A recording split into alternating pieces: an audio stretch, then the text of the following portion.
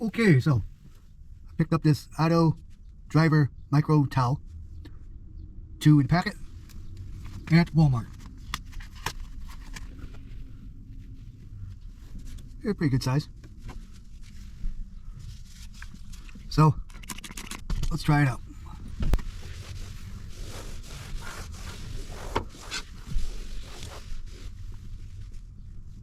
That's pretty good. Now, other uses you can use with these if you don't know. If you're like me and you got some dust on here, but sometimes mighty green cleaner and it kind of affects your sinuses in the morning, you can take your microscopic fiber cloth and just wipe it away. And there we go. And if you're like most guys, you got a sink full of hair. Sometimes when you shave your beard or mustache and you don't want to spend the money, clean it up with toilet paper. There we go.